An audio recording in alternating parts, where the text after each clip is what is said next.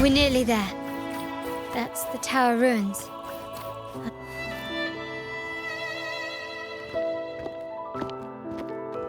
This is where my family first found the Vitrium dancer.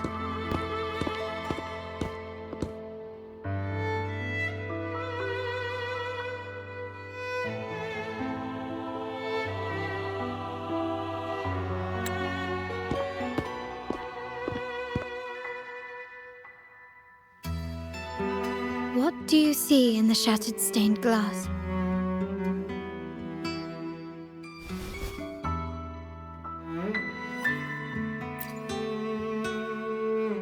This seems to chronicle a legend of the Sentinel, and the tale of how the first Primus founded the Order. I've learned of this history before, but many details have faded over time.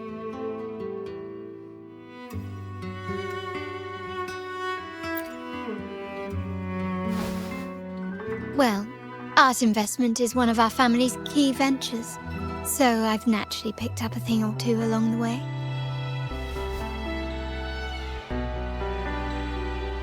There's a stone tablet over there.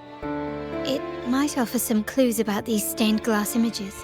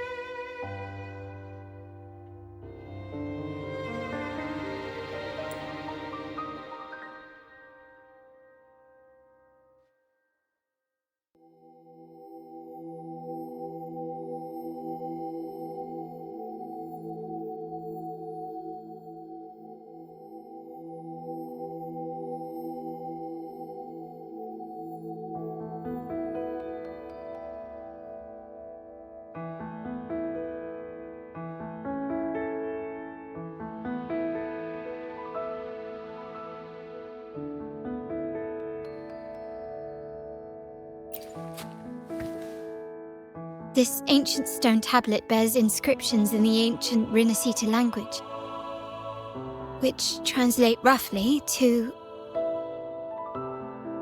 once whole, the divinity was rent by warring creeds. From their holy wounds sprang the curse of dark tide. On this day shall I depart. Though the woes of Rinascita yet endure, the shattered divinity hath chosen their herald. On the grandest of days, the maiden, crowned with golden laurel, shall commune with the divinity. Thus she becomes the prophesied, enlightened one, through whom Rinascita's woes shall end. It seems to be some sort of prophecy. We might have to piece together the clues from both the stone tablet and the stained glass to unravel the secrets. These ancient relics that spawn tacit discords often carry special frequencies, likely the key to restoring them. Let's use the terminal sensor to reconstruct their frequencies and align them with the tablet's inscriptions.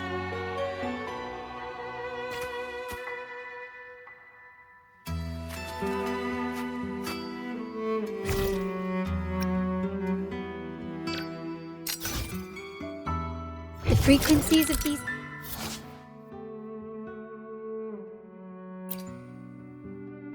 messages have been reconstructed. Now we only need to assemble them onto the stained glass. The last step to uncover the secrets.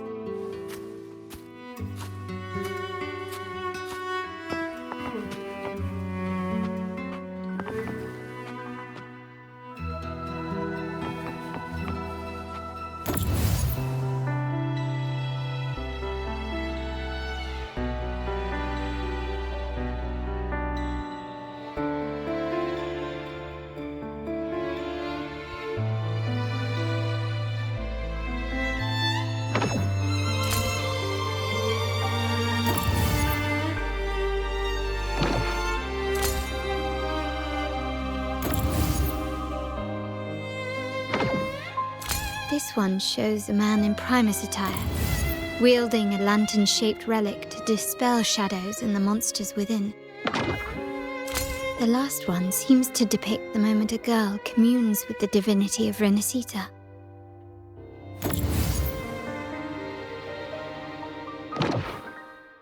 This seems to depict the people of Rinascita torn into two warring factions.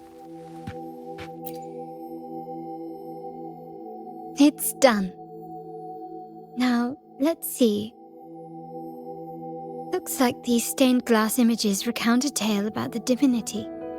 Wait. What is it? It's just... the content is rather peculiar. I'll translate it for you. Together with the inscriptions on the tablet, it should be... In the earliest days of Rinascita, there were two divinities. One rules the sky and the other the seas, eternally at odds with each other. Amidst the turmoil they wrought, Rinascita evolved. In those times of legend, people waged war over their disparate fates. All this was ended by an unprecedented TD outbreak. The Dark Tide, so was it known. It ravaged a great part of Rinascita. After the Dark Tide, Napoli, the first Primus, restored civilization from the ashes. He founded the Order to guide the broken Laguna. Yet, not long after, he went to be with the divinity.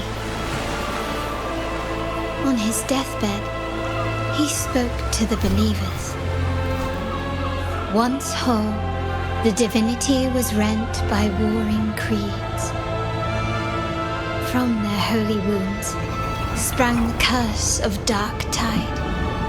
Though the woes of Rinascita yet endure, the shattered divinity hath chosen their herald. On the grandest of days, the maiden, crowned with golden laurel, shall commune with the divinity. Thus she becomes the prophesied enlightened one, through whom Rinascita's woes shall end. Then, the divinity shall return to its true form, and Rinascita, under its glory, shall be a paradise, free of suffering.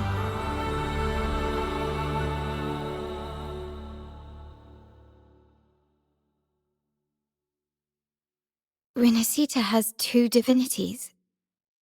I've never heard of such a thing. The Montelli family archives hold many documents on Rinascita's past, yet none mentioned two divinities. In Ragusa, the common belief has always been that Sentinel Imperator is the only divinity of Rinascita. But if the images on the stained glass window were fabricated, why would the Order deface them and declare this tower forbidden? There's only one explanation. These are not fabrications, but buried truth. If this is indeed the Order's doing, we must leave here immediately. North of this tower is an island. It should be beyond their reach. Once we get there, you will discover another truth the Order has buried. Watch out!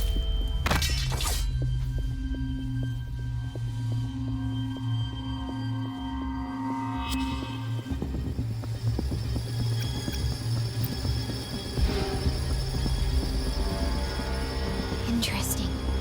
They're here even faster than I anticipated.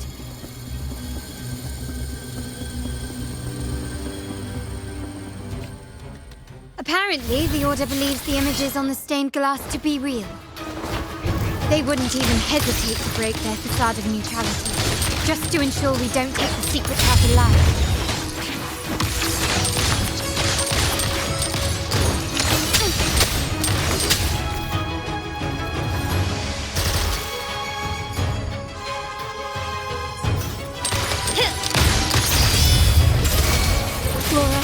shadows. Blue! The stage is set.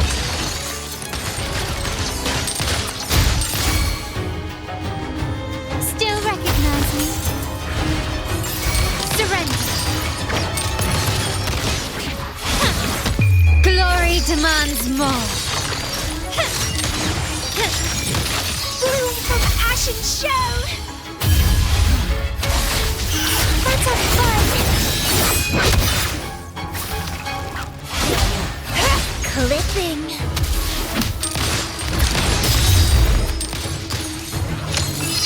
Found your weak spot.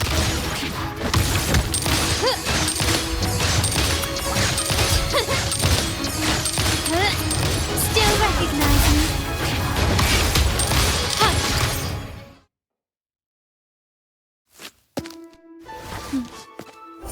Keep it safe. I'll handle the rest.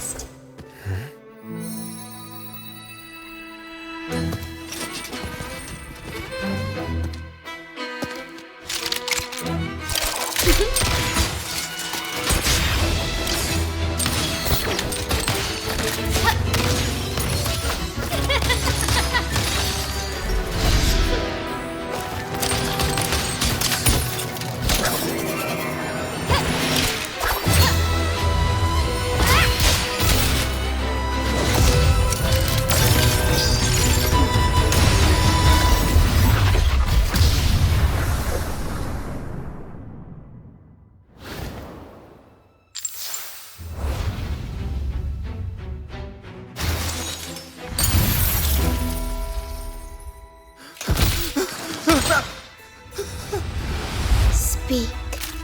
Who gave you the order?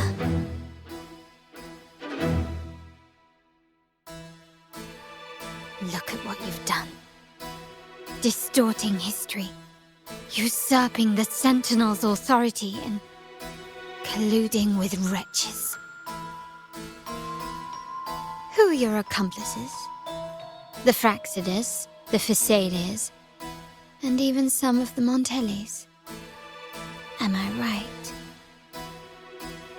Ahem. Well, I'm afraid I don't understand, Miss Carlotta. It seems you too are lost to madness and hallucination. If you find yourself confused and desire the Sentinel's guidance, I would gladly arrange a personal pilgrim sail for you.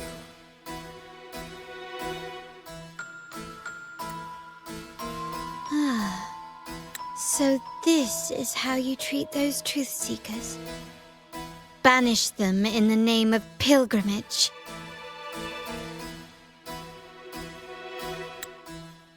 Please, lower your weapon. There is still room for discussion, is there not, Miss Carlotta?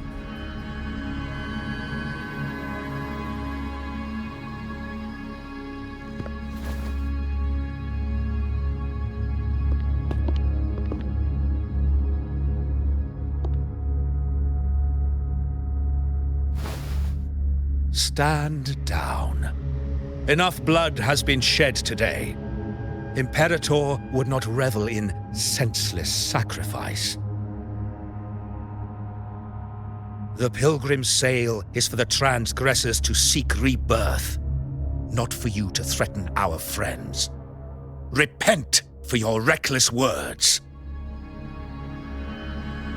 Forgive me, Brother Alessio. Ah, honored guest. You have been misinformed, as the truth is not what it seems. My Lord Fenrico has arranged your audience with the Sentinel. Why not hear the Sentinel's wisdom for yourself?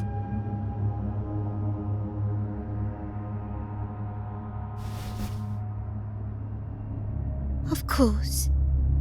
If Lord Fenrico is the true enlightened one. However, the prophecy speaks of a maiden as the enlightened one. Is that why you destroyed the stained glass? To pass Fenrico off as the enlightened one? So he can seize the Sentinel's power and rule Raguna. Oh, you stubborn people of little faith. You've surely been tempted by evil and swallowed its lies. Lord Fenrico is the undeniable Enlightened One and will guide us all. Well, I see no point in debating doctrine with you. Let's move on to a more concrete subject.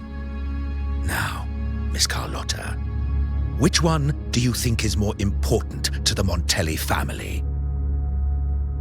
Is it profit? Or bloodline?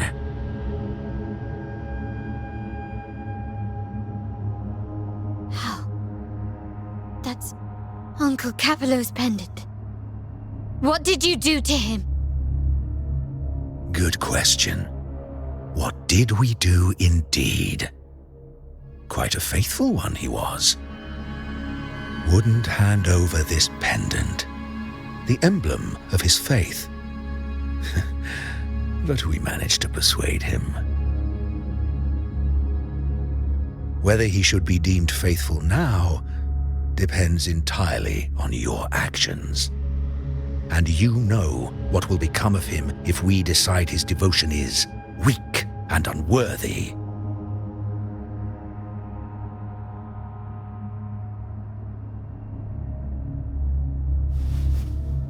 My actions. What do you want me to do?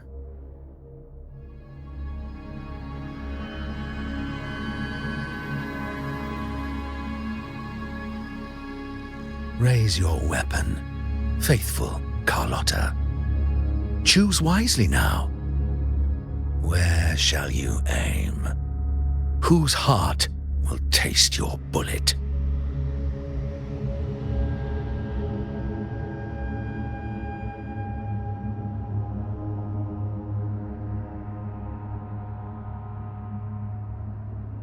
Good. You are a smart one, Miss Carlotta. Carlotta? I'm sorry. Even though the time we shared was very memorable. Excellent. It appears you've made the right choice, as any true Ragganese would, honoring blood and faith alike. Pull the trigger.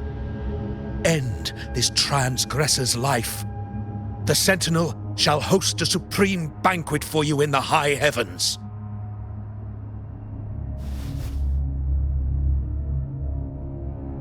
Farewell. And may you meet your friends where it all ends.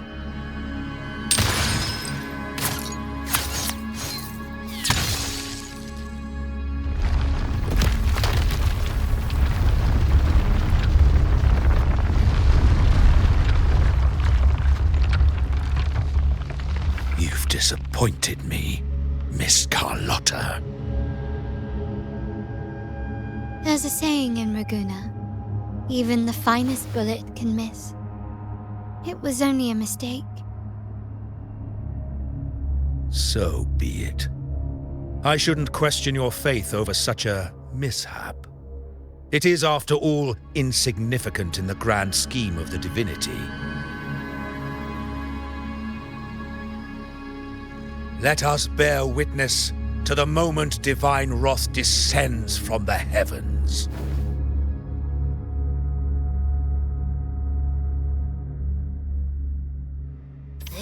That was close.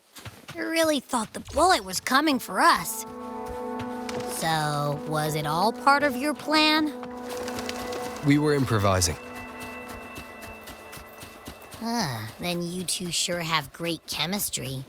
Anyway, those bad guys are still after us, so let's get out of here.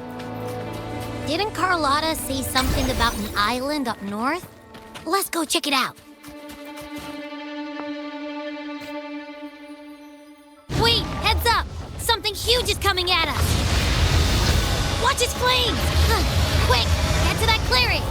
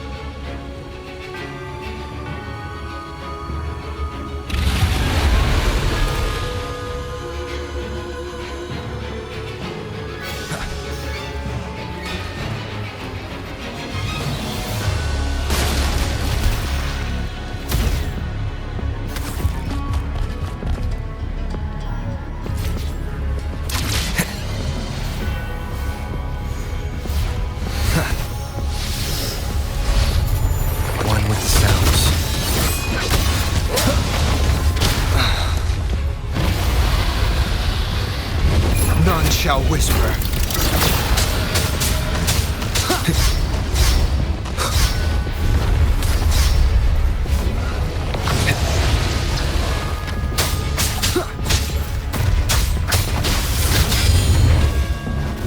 One with the sounds.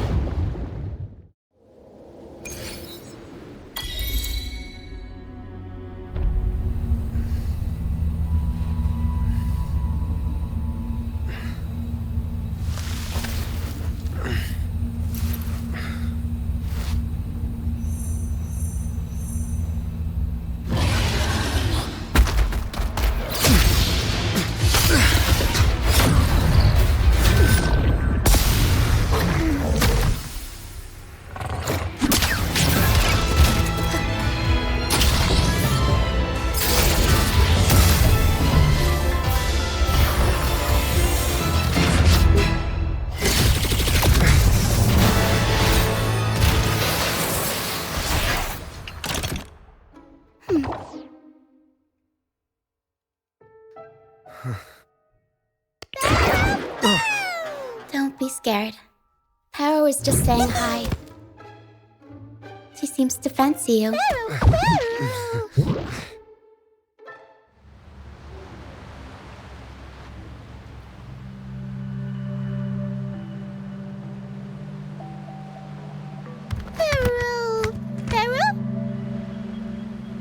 I'm not exactly one for formal introductions, Paro.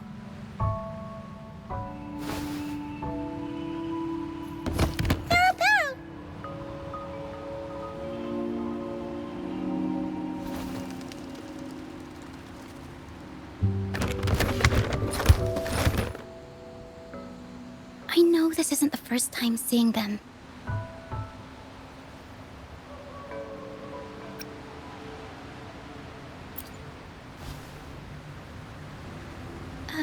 Hello, I'm Lucia. We've met before on Brand's ship.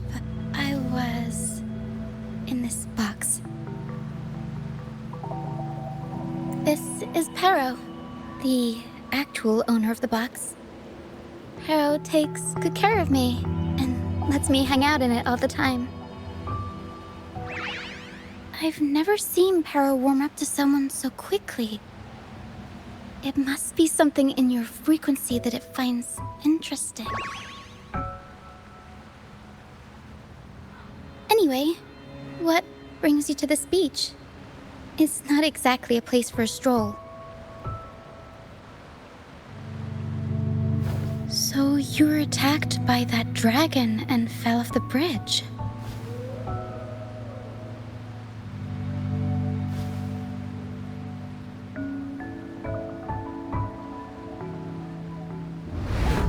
I'm guessing it was Abby who saved you.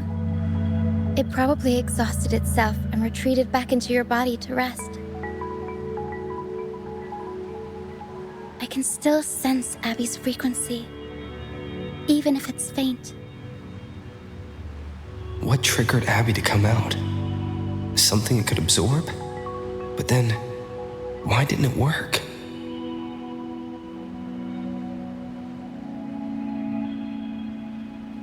That dragon's behavior is odd. It never leaves its territory.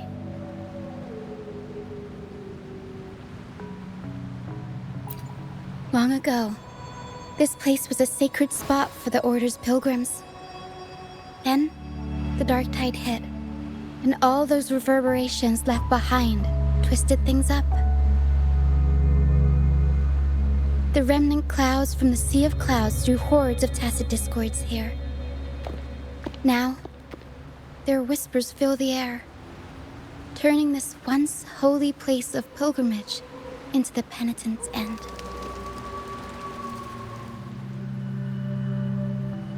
This dragon of dirge is a local tacit discord.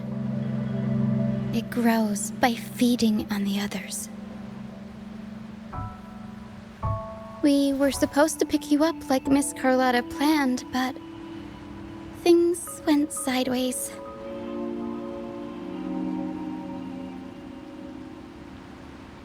The truth Mr. Carlotta wants to show you lies somewhere on the aisle. But this is not the best place to talk.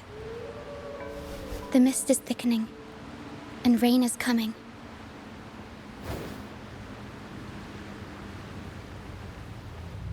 The mist is dangerous here. It traps reverberations, and when it collects enough, they quickly form into tacit discords.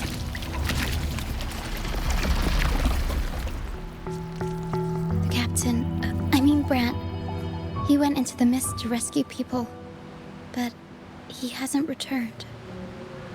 We think he might be in danger. I plan to go find him. Once I'm in the mist, my frequency will draw the creepies and crawlies away, so you'll be safer here. Just in case, take this to mask your frequency and defend yourself.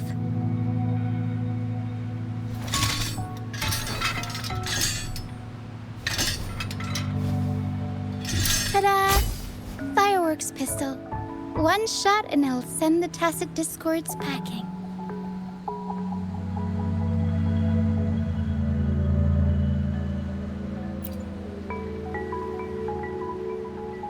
It's easy to use. You want to see the upgraded version? Ta-da! Magnum fireworks pistol.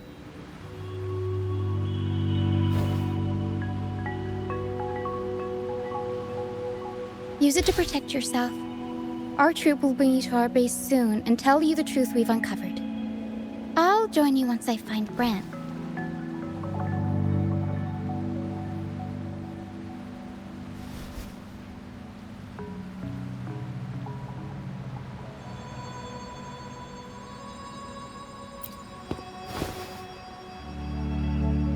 But the mist is dangerous. All right, fine. It's better you see it for yourself. I'll be glad you don't have to fend for yourself alone.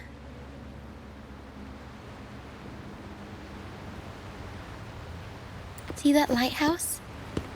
It's the only safe place in the mist. We'll head there. Brant might have taken shelter there too. Once we find him, we'll find the truth you're after.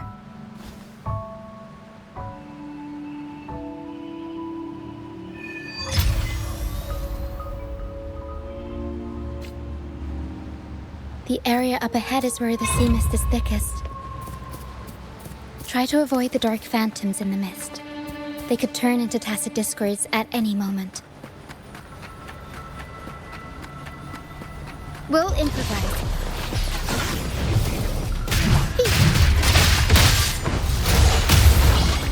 Mamma mia! Avanti! Mamma mia!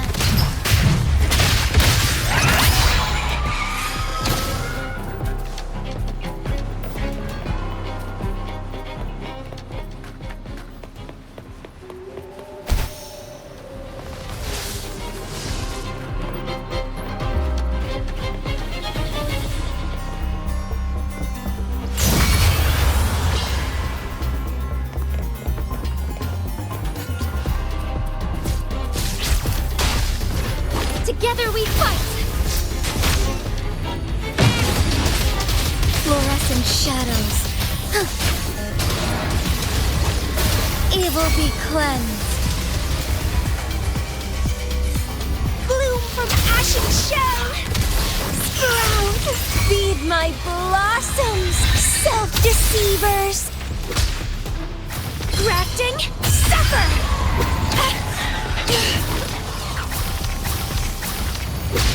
Let's have fun!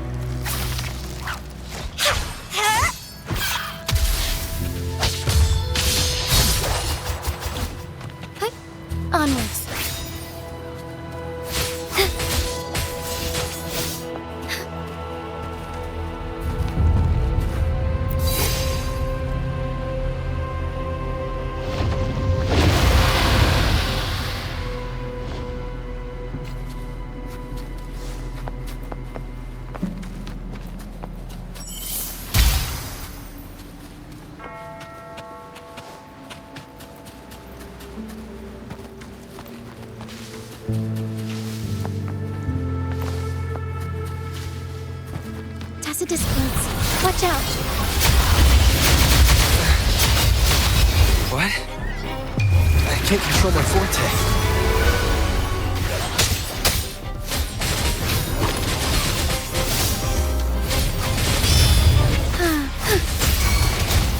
Reborn from ancient roots! Entwine! Let's have fun!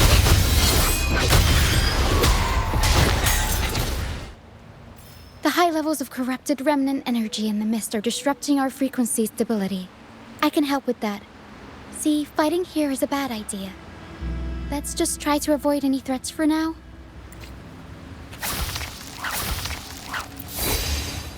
Crooning!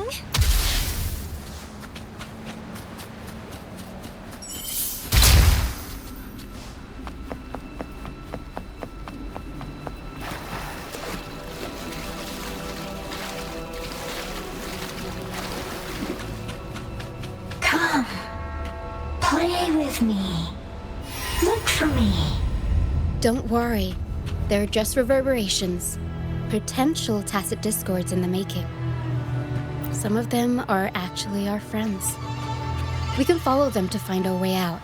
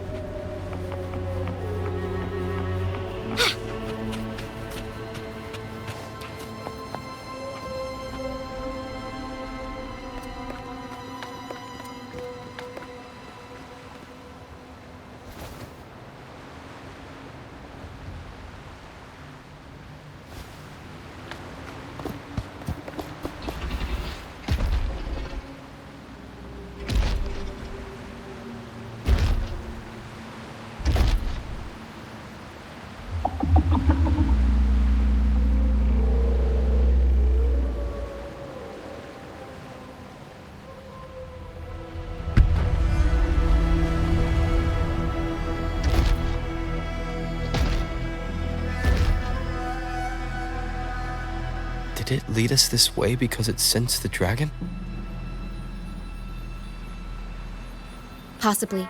Phantoms are sensitive to frequencies, so navigating the mist is second nature for them. The game isn't over. Here, come quickly. I think I figured out what they're doing. We'll be out of the mist soon.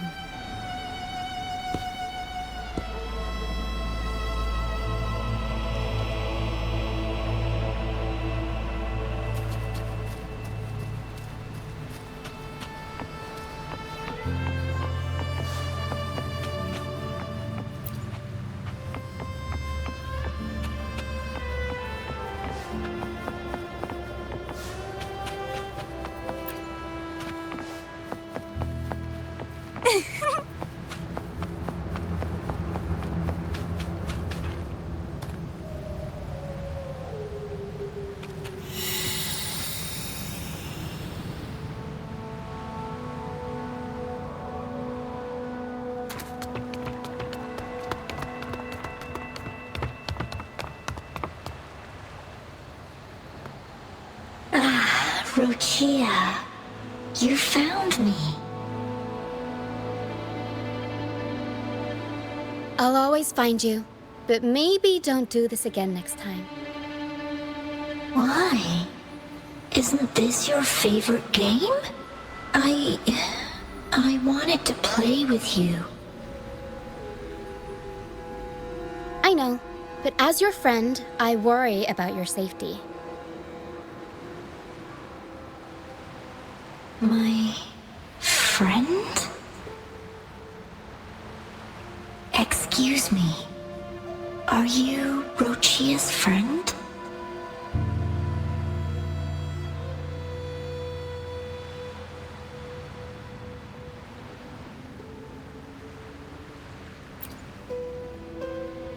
Ah, how wonderful. You're not alone anymore, Rochia.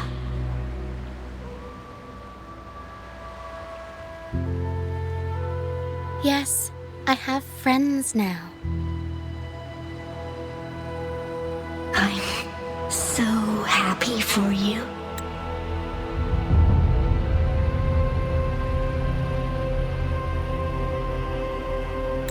All is well.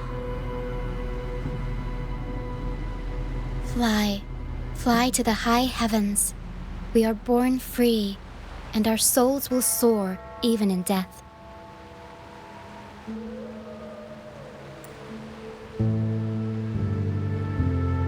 Golden phantoms are reverberations, mixed with the frequencies left behind by people who've passed away. When someone dies, the reverberations linger. Usually, they merge into the same cacophony of frequencies that spawns tacit discords.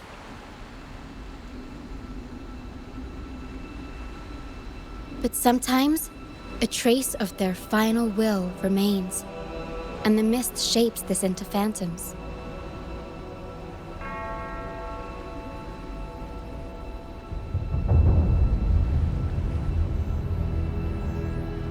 This lingering will helps the phantoms resist becoming tacit discords and instead guide the lost through the mist. If the mist clears, they'll vanish. If the mist lingers, their fate is sealed. It will only be a matter of time before they merge with other reverberations and become tacit discords.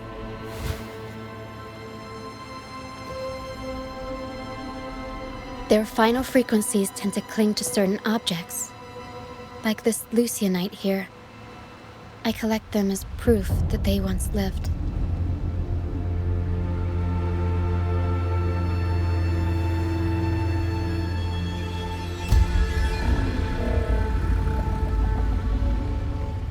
Otherwise, the dragon will devour every last trace of their frequency.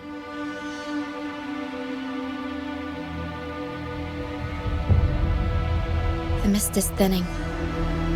That stranded ship ahead looks like...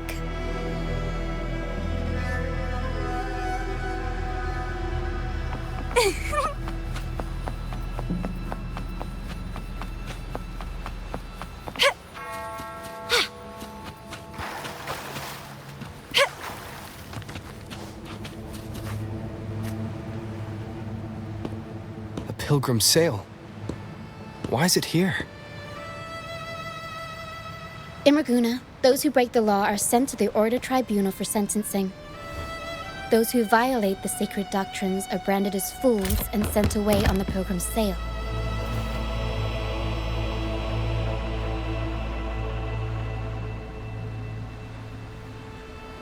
It's said that when the first dark tide ravaged Rinascita, the first Primus followed the currents on a rickety boat and met the Sentinel in person. That's where the pilgrim's sail tradition came from. Now the fools retrace the Primus's journey, reflecting on their mistakes along the way. There's a strong undercurrent around this isle, likely caused by that first dark tide.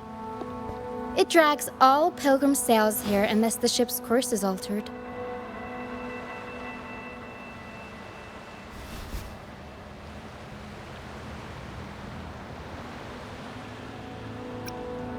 No reverberations on the ship, nor in the mist. The people must have escaped. But with the mist this thick, we need to stay on guard.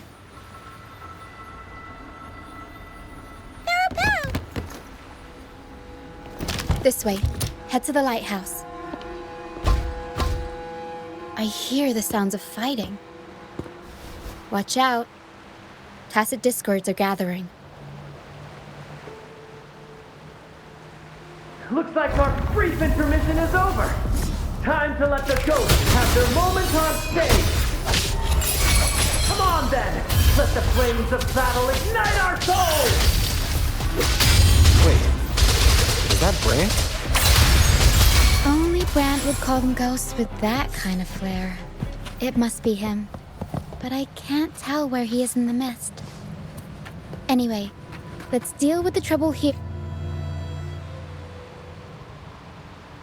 The show's over, ghosts. time to take your final bow. Watch your back. A marvelous shot. You've earned your stripes, first mate. You're welcome. But if you tilted your head just 10 centimeters to the left, it wouldn't have been the Discord's head that got popped. It'd be yours.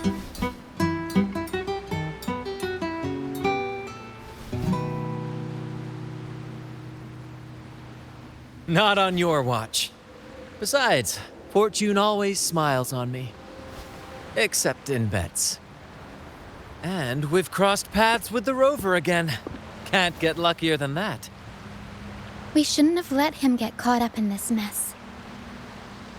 He was worried about us and insisted on coming. Is that so? Then our gratitude to you is even greater for your timely aid. To find the brightest truth, one must delve into the deepest shadows. Such bravery deserves to be hailed, my friend. Where is everyone on the Pilgrim sail? I was patrolling the coast earlier when I saw their ship drifting into the mist. Time was against us, so I departed alone without alerting the crew. Thank you. Don't be afraid. You're safe with us. You've got some skill, you know, holding your own for so long in a trial against the Tacit Discords. Trial? I don't buy into the Order's nonsense. I've worked hard all my life and stayed true to the Order's teachings about forsaking earthly pleasures for divine favor. And what do I get in return? Heavier taxes.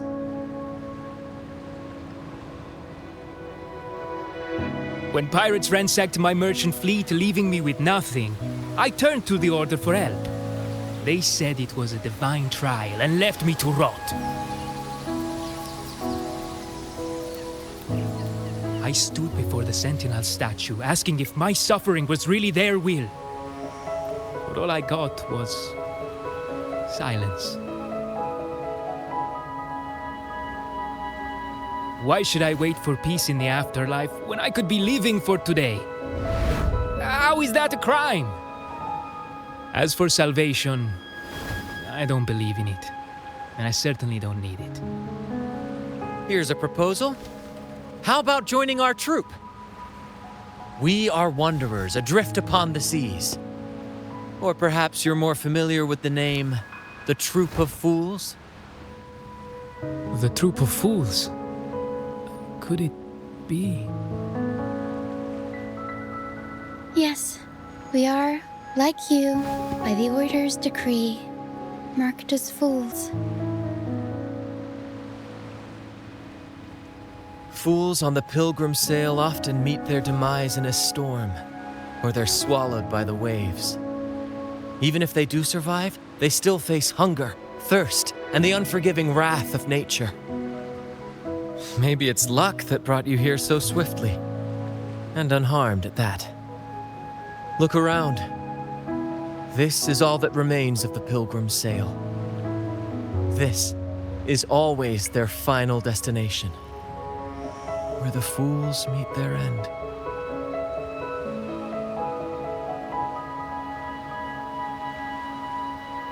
Yes, the pilgrimage is nothing but a banishment in disguise. The path to salvation they speak of doesn't exist. Otherwise, how could this once sacred place now look like such a hellish wasteland? Wait. Sacred place? No wonder the others were talking about it on the ship. They believed the Order's promise that prayers at the sacrificial arena would grant them forgiveness. They must be heading up the mountain now. I didn't expect their faith to lead them that far. If only they knew it was just one of the Order's lies. Captain! First mate! We're here to help! More hands make light work. I called in some help to escort him back to the base once the mist cleared. Ah, the first mate's foresight is unmatched. and the three of us can head up the mountain. But beware, my friend. By the end of this pilgrimage, you will witness the Order's cruelest deceit. The dangers ahead will only intensify. Please, save them. I hope it's not too late. Don't worry.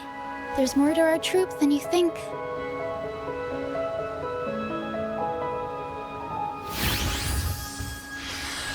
This wing ray can fly us up the mountain. You two go first. You'll find very convenient to bring along. All right then. All hands, prepare to ascend!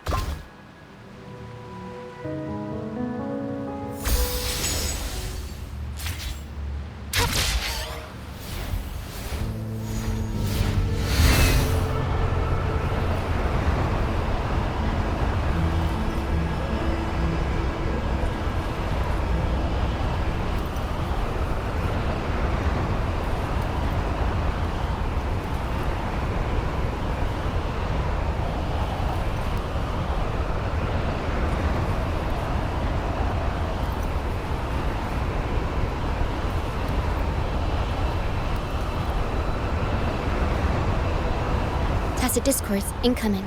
Stay alert, everyone. I'll warm up the crowd.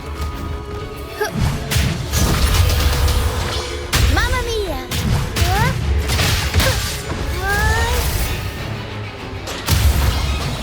Mamma mia! Avanti! Figurati! Mamma mia!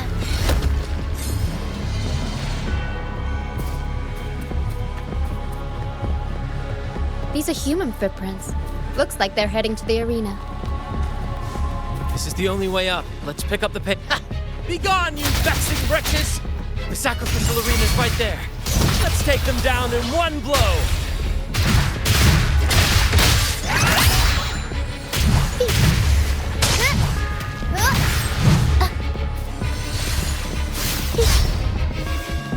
Bloom from ashen shell!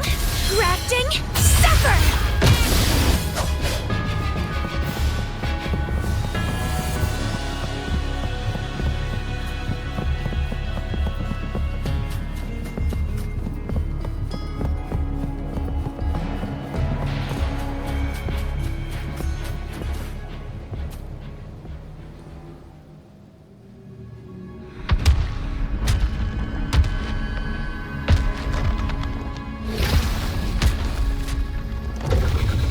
Divinity buff, please have mercy on me. Is this some kind of test for me? I see. No matter how harsh the punishment, I'll take it. Even if... Even if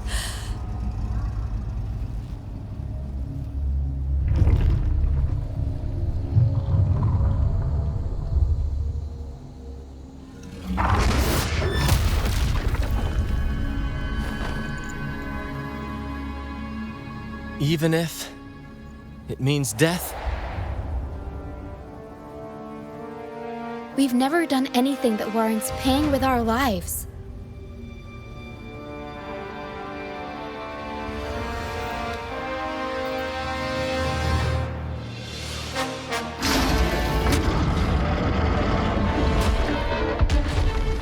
I'd wager mercy isn't on the table.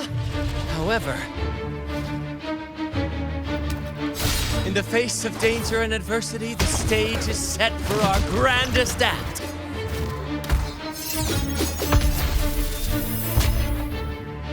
Brant, you handle the tacit discords. I've got the dragon. Of course. But with all due respect, shouldn't the captain be the one giving the orders? Just playing to our strengths. Take it, or I'll spill the beans about your wine stash.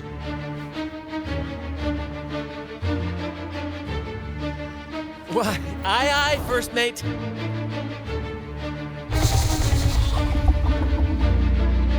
It's time to pay for what you've done, Dragon of Dirge.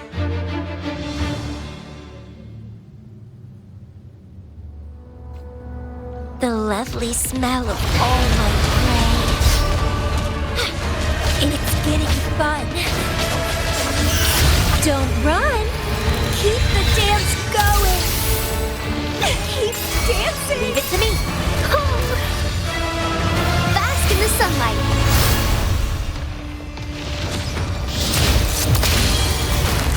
Arrows down. Up we go, Caro. Mamma mia. Unexpected plot twist. I'll go on up the crown. The world is our stage. The turn of events. Strike is one. Take 4. Have an ordain. Banish all vice. Let it end. Leave it to me.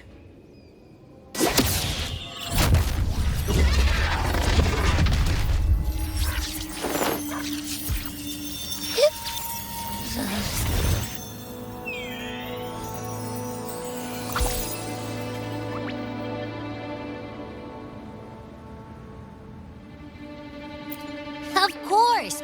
You think that little lizard could take me down? I just took a nap after eating its frequency.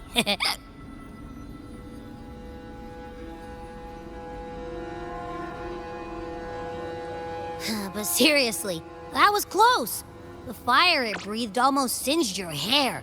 Good thing I was here to back you up. As soon as I realized it was a tacit discord, I went for it and ate its frequency. Piece of cake. But I gotta say, it was a pretty hefty bite. I swear, I chewed it up, but it was hard to swallow. It wasn't the taste, you know?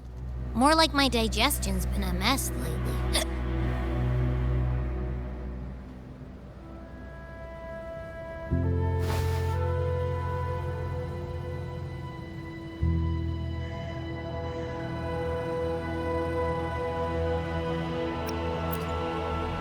That's not the point. The real deal is, I found something crazy in its frequency. You said you somehow experienced empathy with the tacit discord back in Jinzhou, right? How about trying that again with this guy?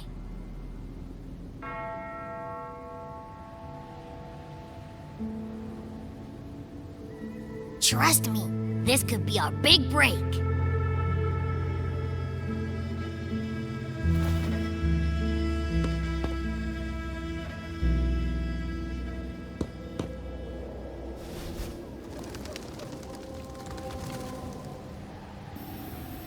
Gehenna, a wretched soul mourned by none. You are reborn to fulfill our sacred rite, illuminate the path of salvation. Become the fiery hand of judgment, purging all transgressions. Cleanse every soul ensnared by their own indulgence. Those who cannot withstand the trial by fire shall forever be barred from our pure land.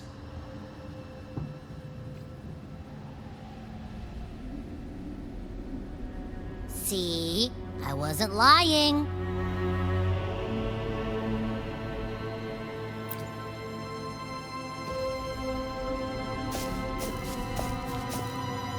Tacit discord's frequencies are perpetually fading, inching toward their end.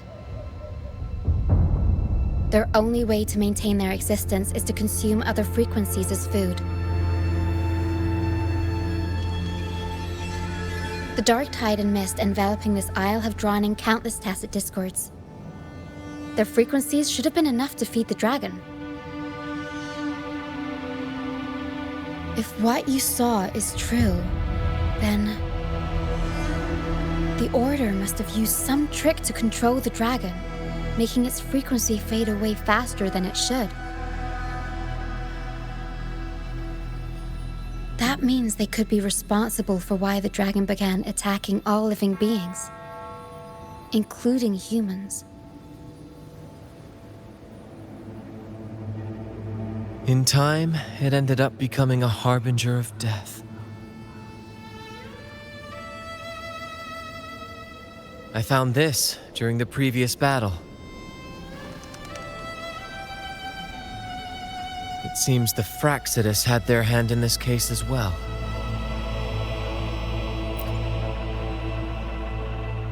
So you know them too. Seems we have much to discuss. Our troop usually earns a living by performing on the nearby islands. Sometimes we take on escort missions for merchant ships as well. That's how we first got acquainted with the Fractsidus.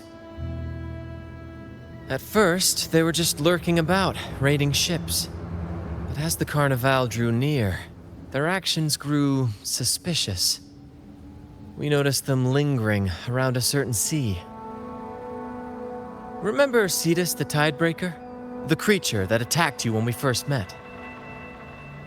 After we parted ways, we went searching for it to find out what had gone wrong.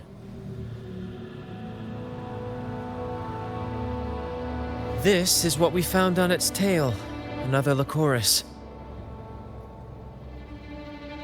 Alas, the Tidebreaker slipped away into the deep beyond our reach. Still, this bloom leaves no doubt. The Fractsidus is behind its strange behavior. We saw what they did to the dragon. The Cetus's violent outburst must be their doing as well.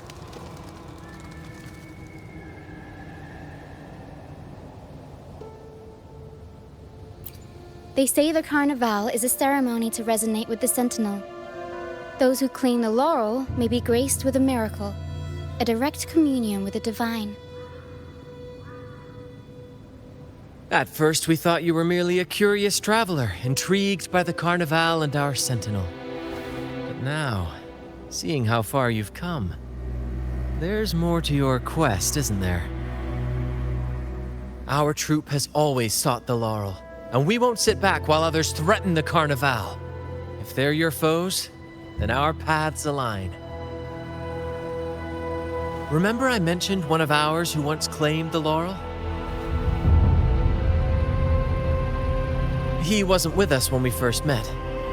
But once we reach our base, you can speak with him about the Sentinel.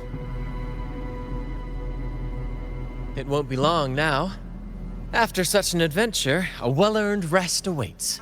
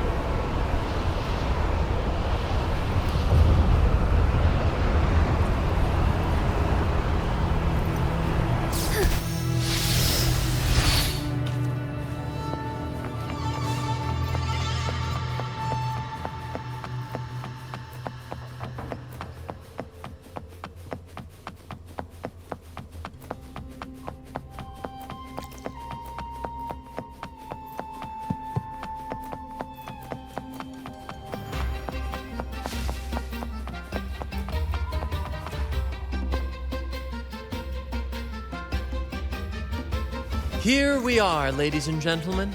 Allow me to present to you our sanctuary, a haven for all the surviving fools at the edge of the world.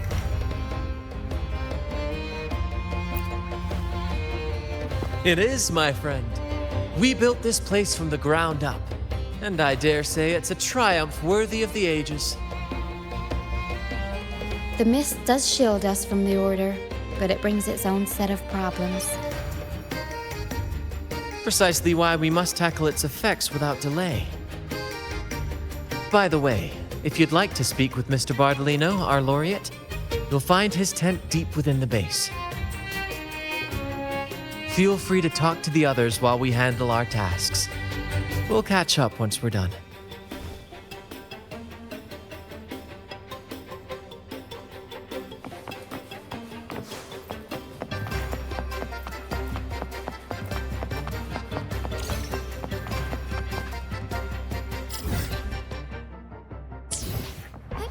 Onwards.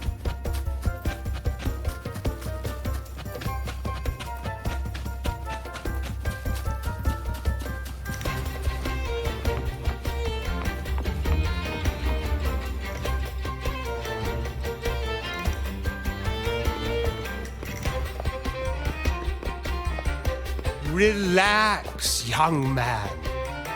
Life's only just unfurling its sails for you. Why sit there like one of those dour statues in the Order's halls? Don't be afraid to show a little spark. I was just thinking about my future. Is Raguna truly lost to me forever? Some have found their way back, but under the Order's watchful eye. Is that really what you want? A life without freedom? Listen, you don't need a grand stage to leave your mark. A true Raganazi can turn even a ragged tent into the finest theater. That's what I'm preparing to do.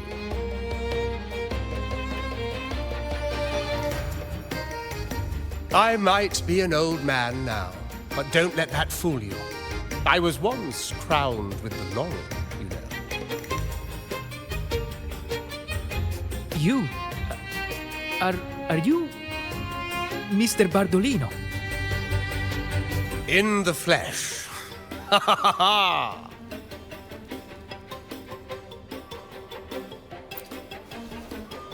As I took my final bow on stage, a bright light pierced through the clouds, shining down from the sky. And then, a radiant laurel descended upon me, and I heard a voice. It was the Sentinel's voice, ringing in my head. I asked them a question that had puzzled me since childhood. The ultimate philosophical riddle. What should I eat tonight? And they answered, the body is the temple of the mind. To keep your mind sharp, do consume healthy food, such as the Loris salad. But why Loris salad? I was baffled, and the meaning still eludes me to this very day. I've never been quick-witted, though, and the Order's doctrines never quite took hold. Acting, however, that is where my true passion lies.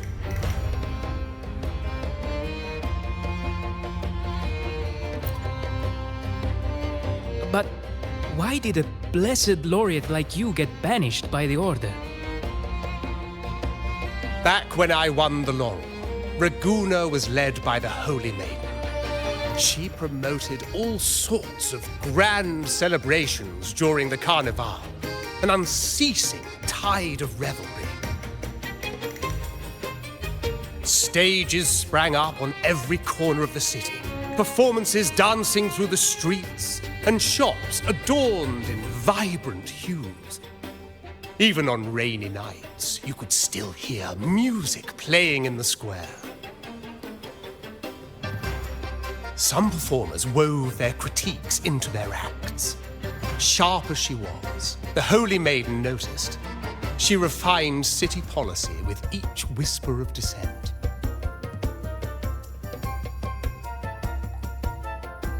Those were the golden days, my friend. The Holy Maiden once said that if she were to leave this world, she'd want no majestic tomb, solemn funeral, but the grandest carnival as her final farewell. And then she really did leave us. The current Primus took her place, and in the name of mourning the Holy Maiden, issued all sorts of bans on the Carnival. But is that really what she would have wanted? The Order's grip tightened, and the Carnival performances were reduced to dull, monotonous shadows of their former selves.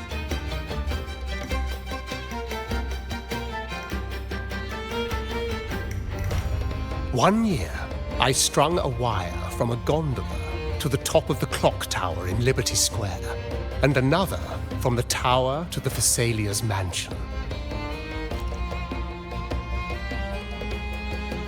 Then, I disguised myself as one of the LaGuardia to fool the acolytes, and climbed to the roof along the wire. Midway through the Order's performance, I hopped on a wing ray with a cloudcaster, showering the entire city with flowers. Yes, it was a magnificent sight. The wing ray soared higher than the acolytes could reach. They couldn't do anything but watch golden pink petals rain from the sky for 3 whole days. They struggled to clean up the flowers from the streets, and it took a downpour to wash them all away. That cloudcaster, adapted from a music van, became the prototype for the one we use on stage today.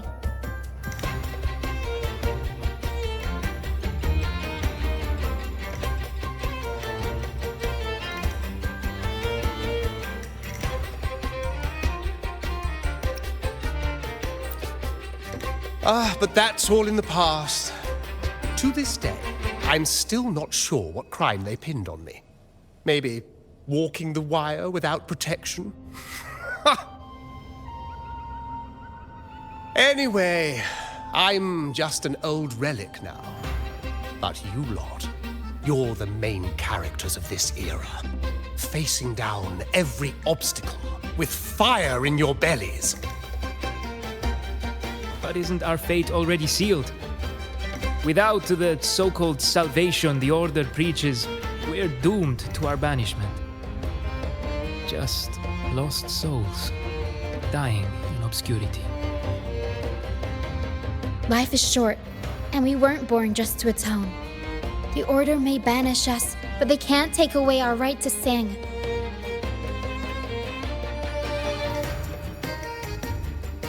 Death is one of many possible ends, but it's certainly not the worst. Perhaps being forgotten is what the Order wanted for us.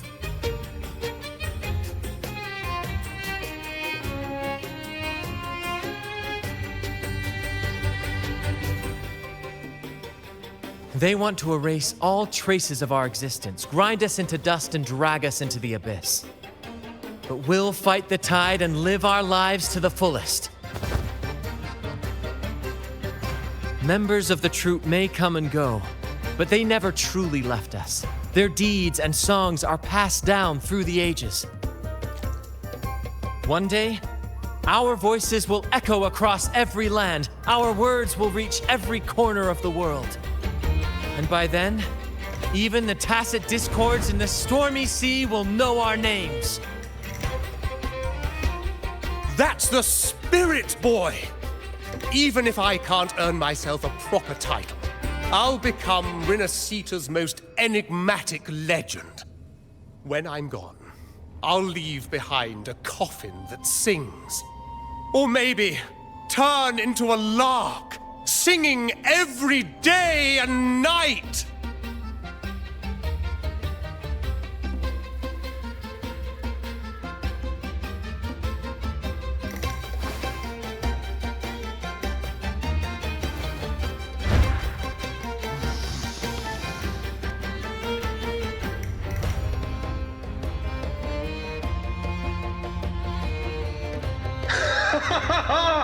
What say you, Brad? Do you like this stage design? It could be used for this year's Carnival.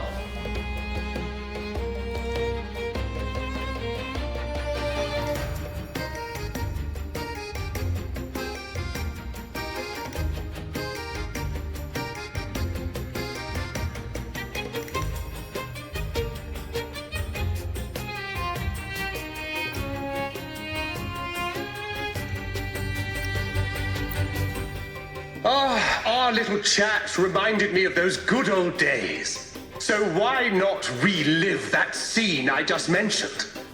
I still remember that famous line. Even without wings, we can still soar to the heavens. Now that you mention it, that is a very good question.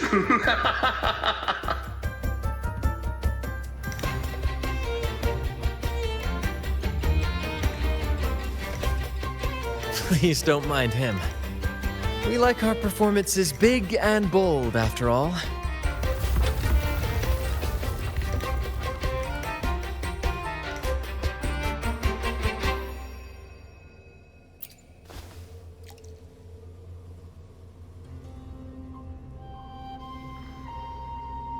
That fight with the dragon probably messed with the mountain's stability. If Bartolino keeps moving around up there, it could get dangerous. We need to find a way to get him down, and fast.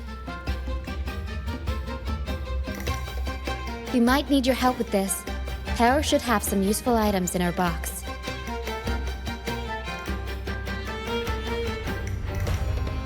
We've got a cloudcaster that can conjure up some fluffy cloud cushions that make the perfect stairs to reach Mr. Bartolino, or catch him for a soft landing.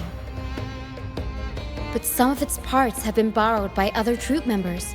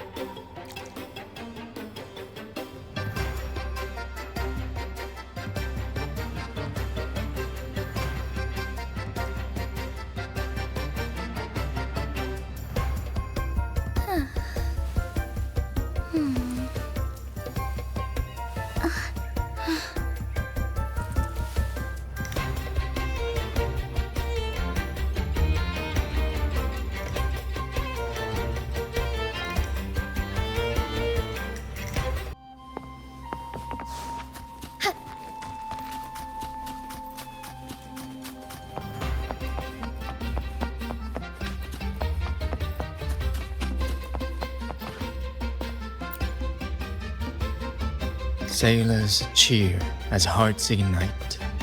Soon we'll break these chains so tight. Set the course, embrace the storm, sailing on till light is born. The Cloudcaster. Oh, I use its base as a desk. Our first mate lent it to me so I could write more comfortably. Here it is. Careful, it's heavy.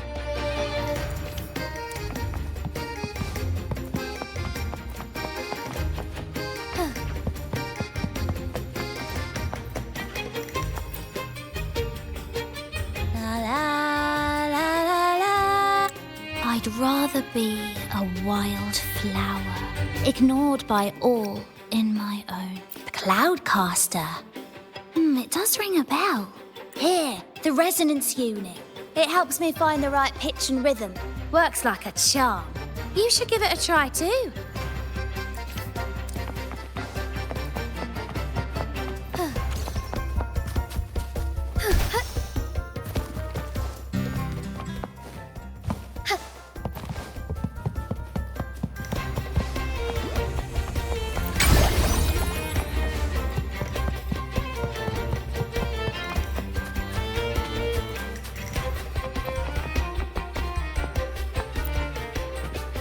Come on, fish! Come to my net. Yeah, I borrowed the reel for me fishing rod. We scavenge all sorts of stuff from the beach and fix them up as needed. Nothing goes to waste. Don't be fooled by appearances. This stuff can be pretty versatile. Good. We have all the parts now. Time to work, Pero.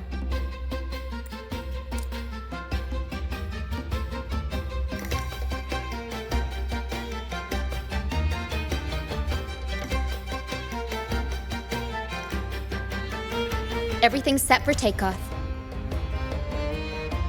Let's position a cloud cushion beneath Mr. Bardolino.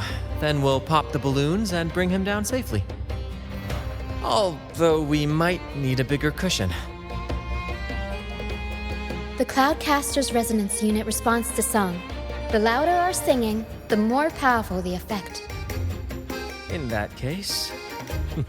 All right, friends old and new, come and join this sing-along!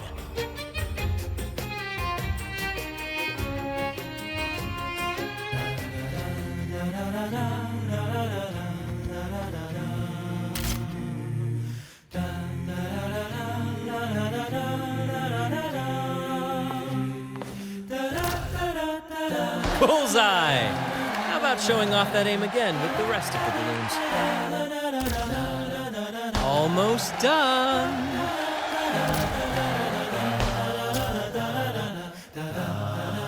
Oh, thank you, dear boy.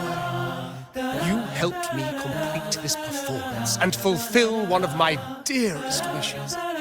Please, I'll gladly give you my most prized possession.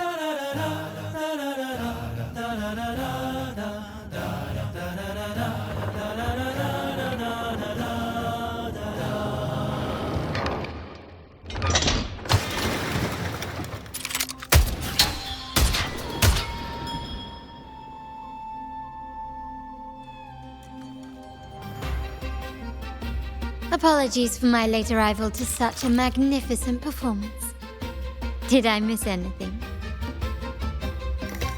Oh my, oh my.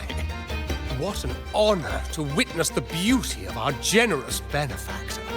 Thank you, my lady, for rescuing this humble soul in his moment of need.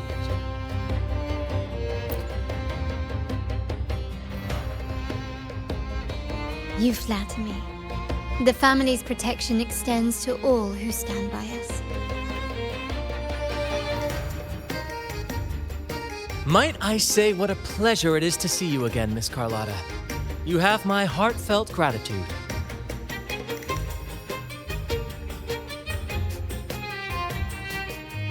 Is everything going smoothly with your family, Miss Carlotta? Yes, thank you. The Order's scheme was uncovered as planned. Uncle Capilet was rescued, and Grandfather has handled the rest. I still owe you thanks for improvising with me in front of that priest.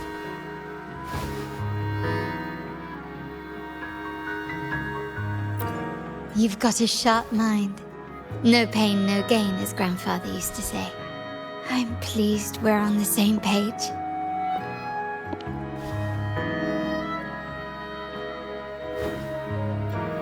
Your kindness is much appreciated. The Montellis won't forget this. In return, I'll share everything I know.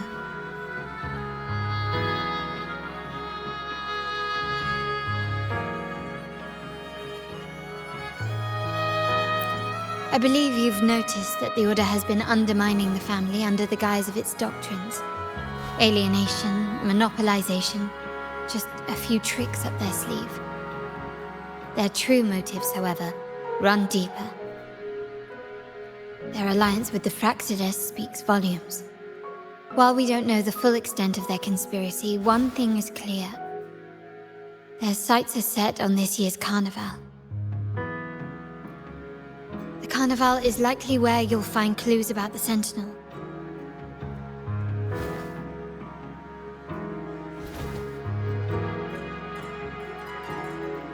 Legend has it that the Sentinel, Imperator, has been secluded in the heavens, cut off from the mortal realm.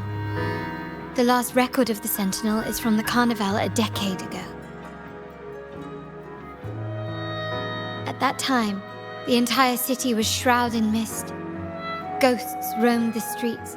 A dragon roared from the sky, and a sea behemoth raged, summoning towering waves. Do any clues come to mind?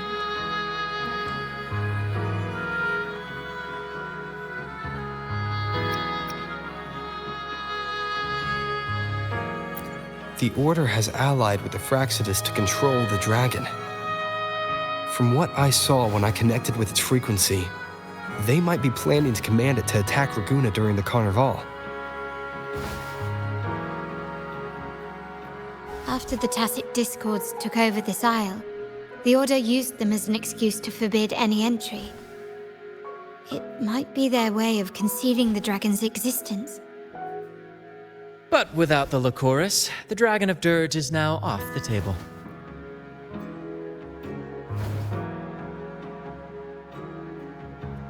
At that time, the entire city was shrouded in mist.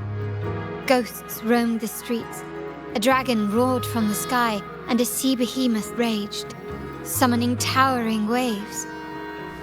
Do any clues come to mind? The mist might be coming from the remnant clouds in the Nimbus Sanctum. Lorelei has the power to purify and control them, but the Fractsidus interfered. Remnant clouds corrupted by evil will disrupt Echo's frequencies. If the mist had spread to the city, it would have stirred the echoes into chaos.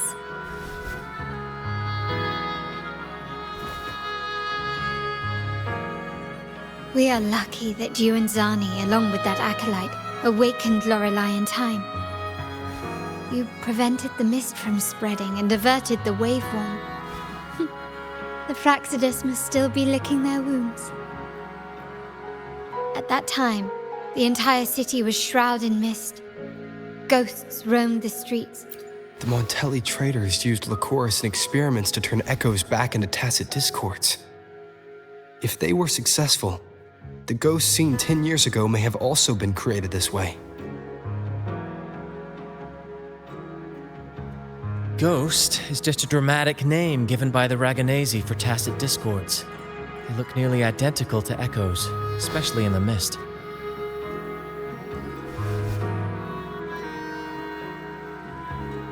With your help, Grandfather has thwarted their plan. No corrupted echoes will appear at this year's Carnival.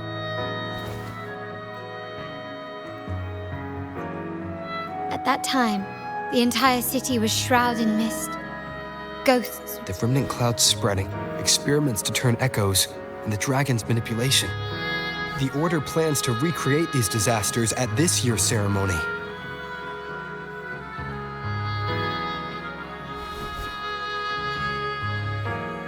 The Order and the Fractsidus are allies. To prevent the Carnival's sabotage, we must stop them. But what is their motive?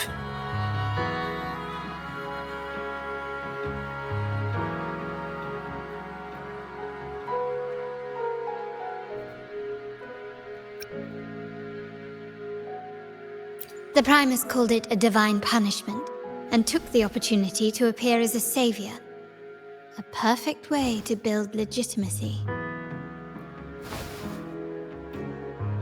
The Order relies on the people's faith in the Sentinel.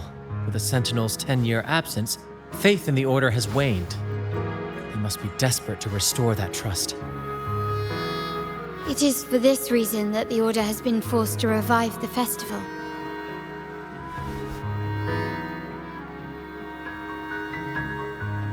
Let's consider the implications.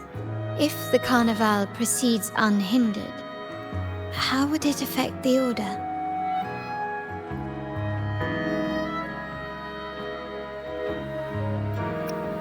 The current Primus claims to be the Enlightened One, the Sentinel's Resonator. However, based on the prophecy we found in the ruins, this role is meant for the young maiden who is destined to heed the divine oracles during the Carnival. The Carnival is the only time humans can directly communicate with the Sentinel. Normally, it's the Primus who conveys the Sentinel's words. A successful Carnival offers a chance for citizens to meet the Sentinel in person. But for the Primus, and possibly the Order, it poses a threat if they've been fabricating the oracles. To sabotage it while still maintaining their authority, they partnered with the Fractsidus. The Fractsidus will cause chaos during the Carnival, and the Order will swoop in as the saviors, restoring public trust just as they did before. So far, you have helped us crush 3 of their schemes, but 1 remains.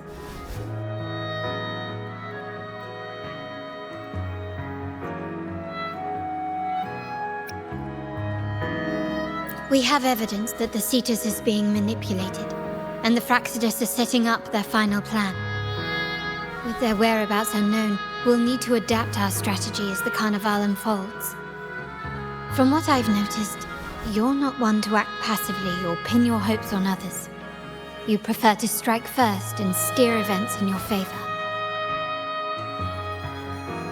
Winning the laurel might give you the chance to talk with the Sentinel. The Sentinel's resonator may also be present, so...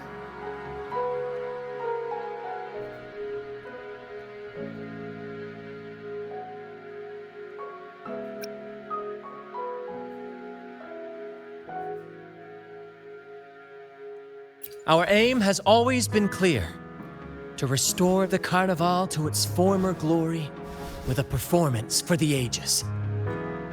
If the Divine truly exists, would they wish to see their people living without freedom? Or witness a festival twisted into a tool for tyrants?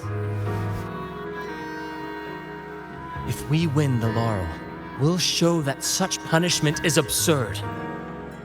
But if that's truly their design, we shall break those divine shackles ourselves. Whether divinity exists or not, we will fight for Raguna's freedom, where everyone has the right to live and pursue a future of their own choosing.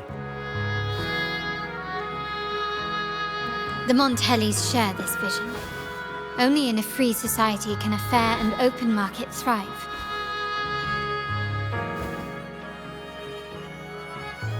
However, the troop alone is too weak. The family is under close watch and our enemy hides in the shadows. We need your strength to find our way forward. Thank you. I'm pleased we've reached an agreement once more.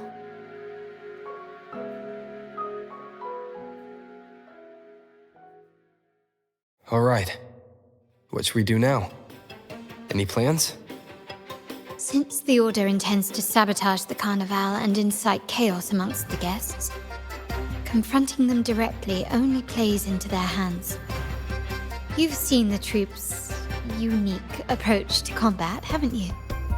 That's precisely why we're allies with them. We will turn any disturbances into a theatrical performance.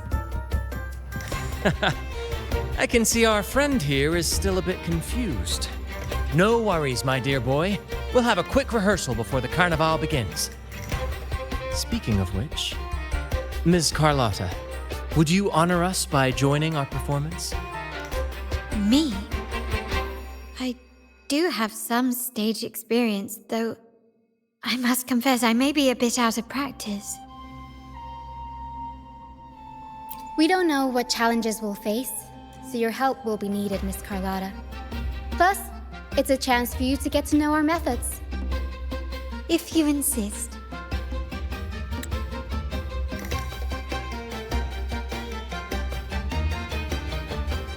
Wonderful! As the festivities continue, if you're both ready, please join us on the stage of the troop liner.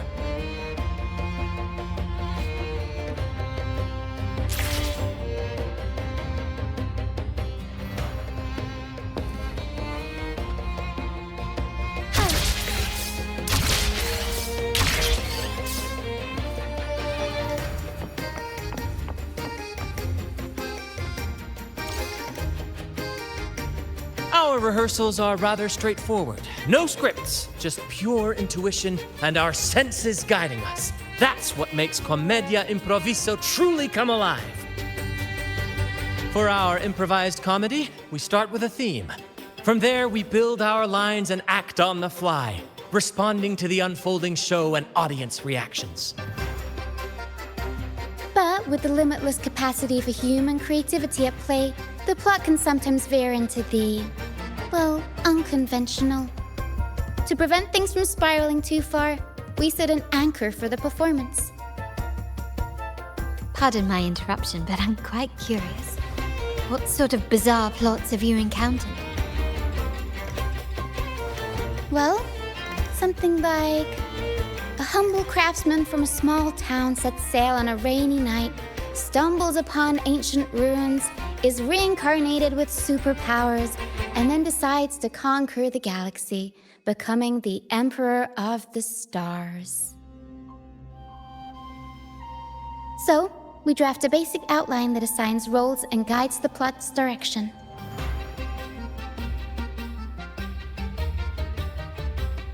And this time, our outline is: a kingdom is attacked, monsters run rampant, and the Demon King has kidnapped the Holy Maiden. A few brave heroes accept the minister's quest to defeat the Demon King and rescue her.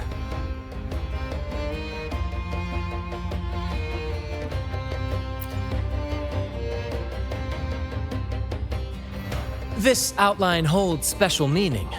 We want to pay tribute to the play once performed by the Blessed Maiden herself, which was also about a hero facing a Demon King. Good people have their wishes fulfilled, heroes appear in a time of crisis, justice triumphs over evil, and united friends are undefeatable. This is the tale the Blessed Maiden once told, and it's a universal story we want to portray. To me, the world is a stage, and performing is much like combat. Coordinated movements, quick thinking, sharp reflexes, and, above all, trust in your allies. What I'm getting at is that you both are very skilled and capable. We don't have many do's and don'ts. So relax and express yourselves freely on stage. This rehearsal is to help you get familiar with basic stage movements, techniques, and the troupe style, and to build good rapport. Exactly. I'll handle the stage lighting, Brant will narrate, and the rest will take on the role of the audience. If you're ready, let's begin. Everyone, a big round of applause to welcome the Rover and Miss Carlotta on stage!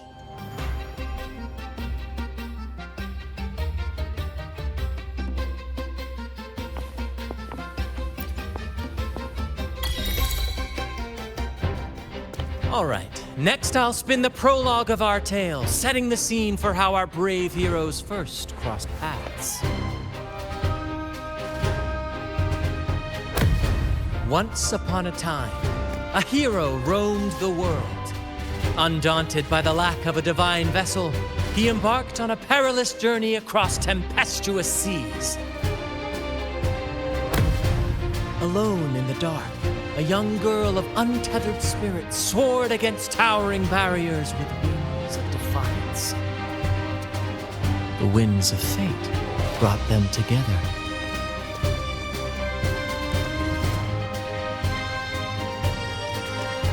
As the world teetered on the brink of absolute darkness, they found solace in each other's gaze.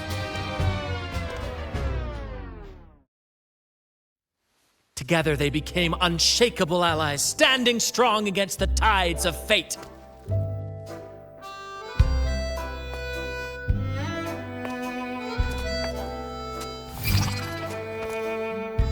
Even if light were to fade from the world and the stars cease to shine, they would still blaze like the sun forever.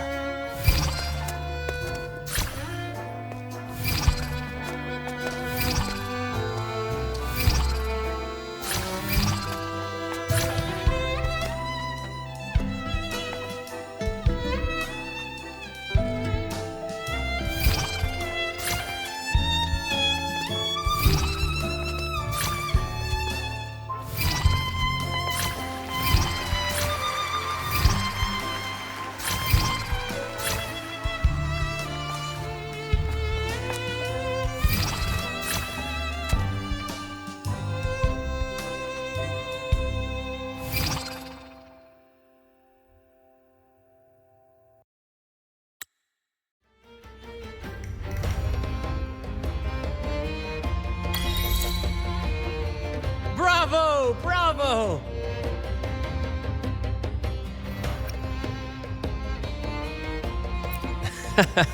Seeing your chemistry, I decided to take a little creative liberty with the story. Anyway, it didn't stray too far from the outline, right? The thrill of improvisation is in its unpredictability. There's always a rush of excitement with every twist and turn.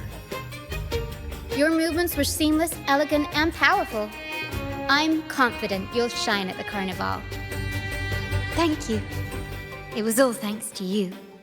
You inspired me and kept my spirits high.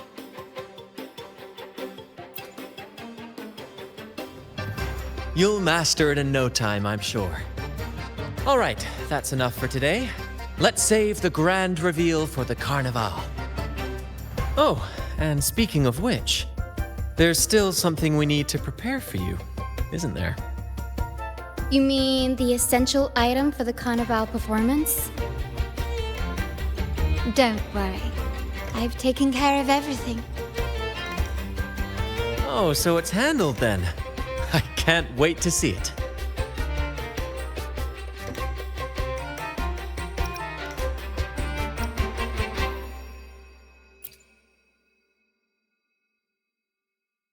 I have a small gift for you. Let's head back to Raguna together, shall we?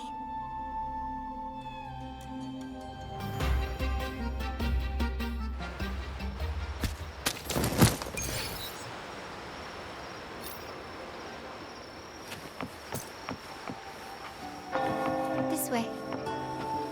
Please, follow me. Where are we going? Please allow me to keep that a secret for now. I wouldn't want to spoil the surprise. But here's a hint. You've been there before.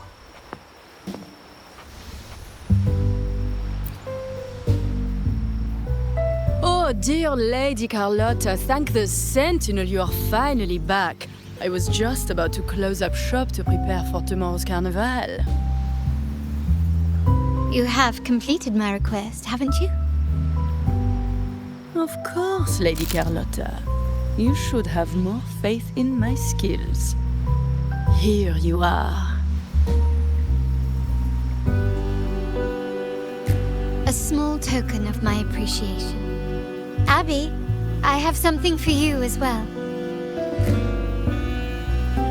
Wow, really? I get a gift too?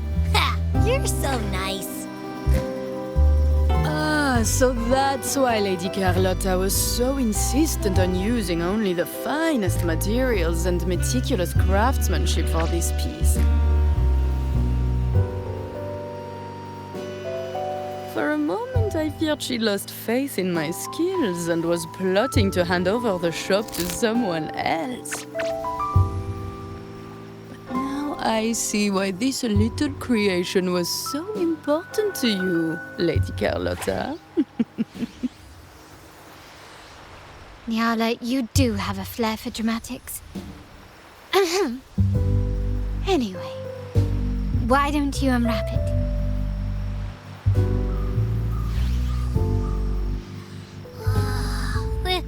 This is... I took the liberty of having Nyala custom make this mask based on my impression of you. I hope it suits your taste.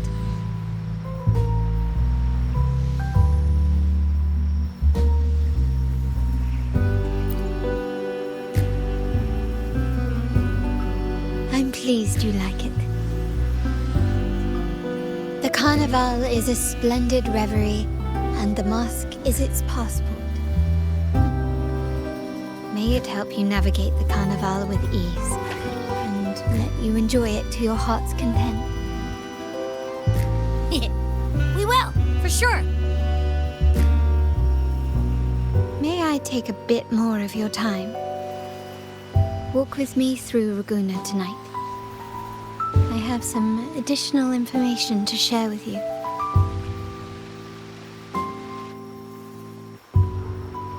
Raguna.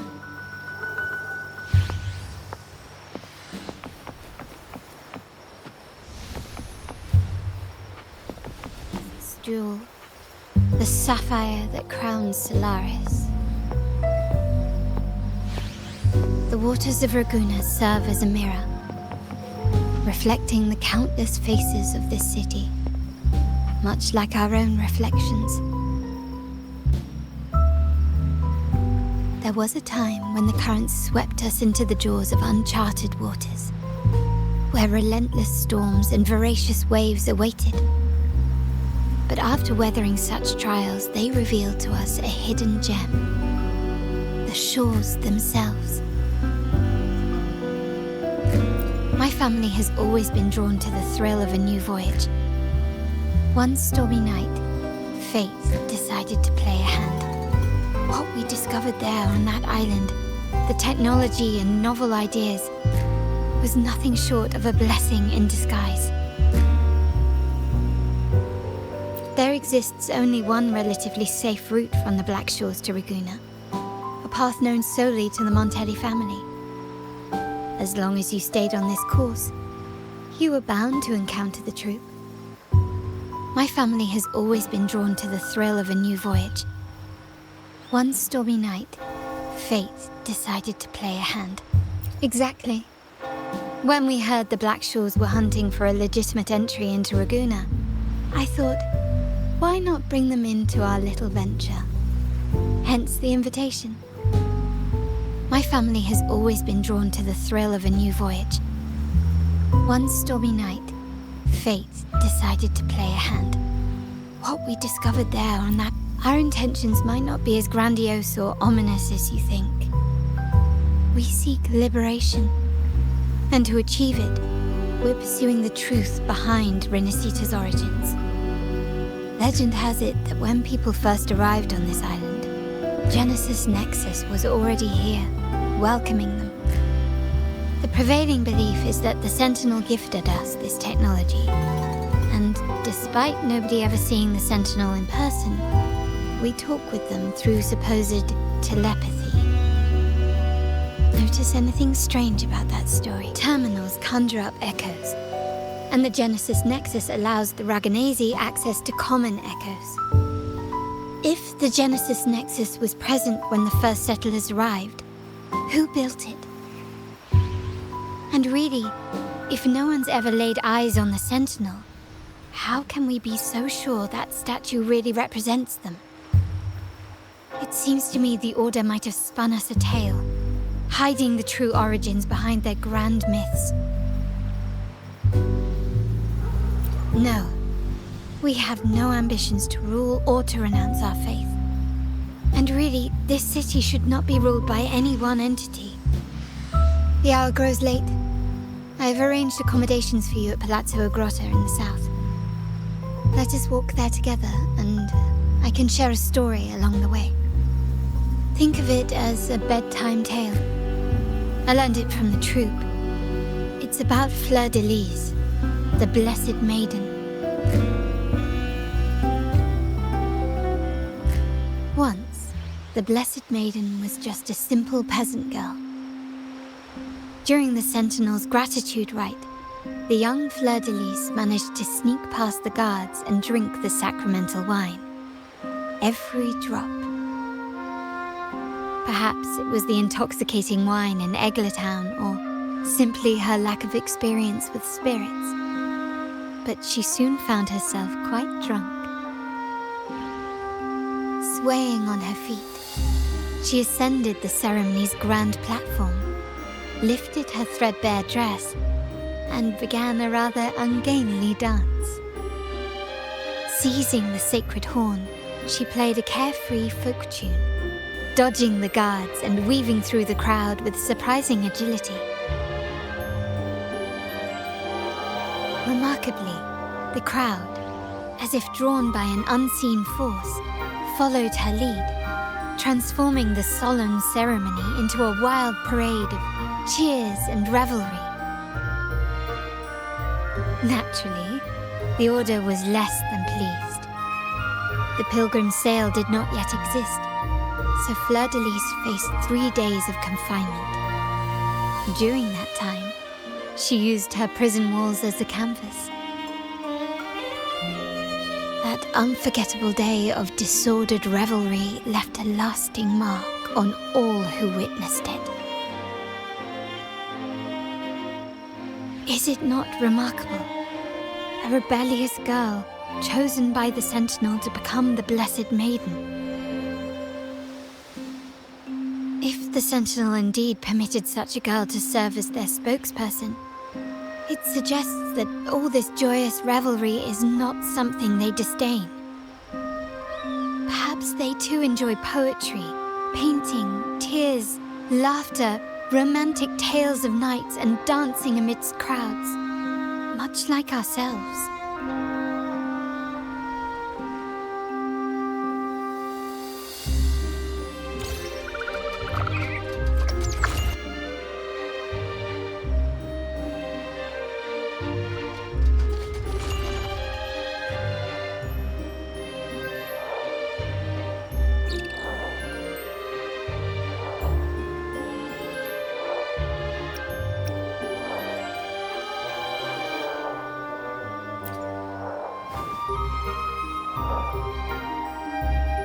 The people of this island came from diverse civilizations now lost to time, but through plays and tradition, they sought to preserve memories of their heritage. In the past, while the clash of cultures led to conflict, the Raganazi united through faith, restoring balance even if precarious. To maintain this unity, we've always needed both a sentinel and a play based on a shared legend that gives us roles. Yet this play has endured for so long that we've become defined by our roles. Noble, commoner, believer, merchant. What was meant to unite us now stifles us.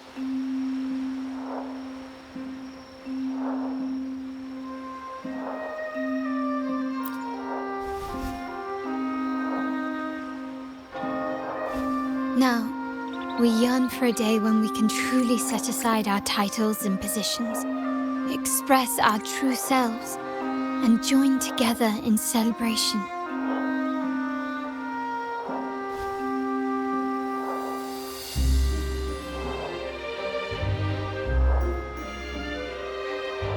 Yes, born from hope and idealism, it reminds the Raganazi of our initial vision of equality and freedom. It also affirms our true worth. While the Order's true intentions remain unclear, we are certain their influence has already eroded the very foundations of our society. People revere the divine figure the Order has constructed, yet they also live in fear of punishment. Legends become accomplices in fostering ignorance, and faith becomes the loyal executioner of cruel punishment. An invisible cage has trapped us all. Speaking of freedom within a cage is absurd. Fear and ignorance are our foremost enemies.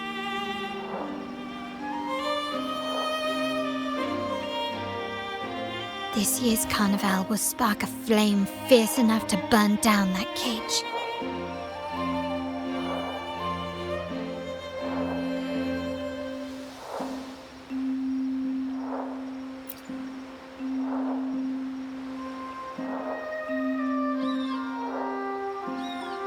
Rest well, and tomorrow we shall take the stage together at the carnival.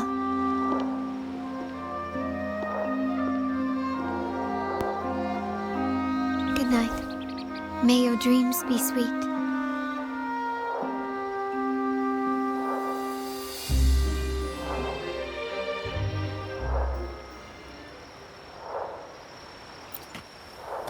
Rest well. Good night.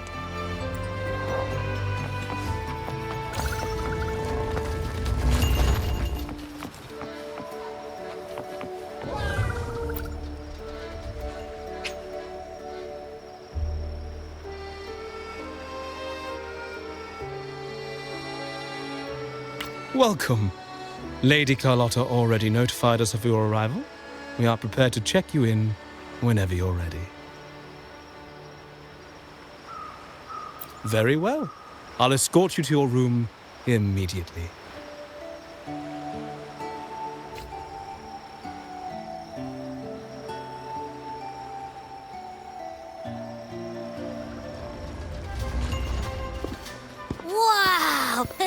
this real? Pinch me! I can't believe how different everything looks. So this is the carnival, huh?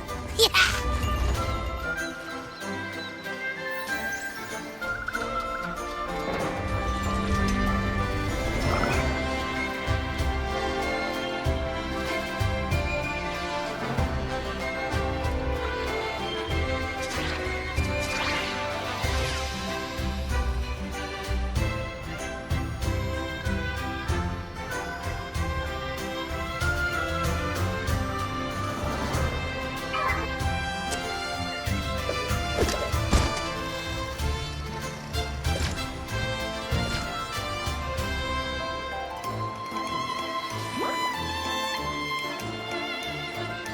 Can't wait to explore. Oh, by the way, it's been a while since we last saw Zani and Phoebe. Wonder what they're up to right now. All right, let's go. We should also keep an eye out for anything unusual along the way.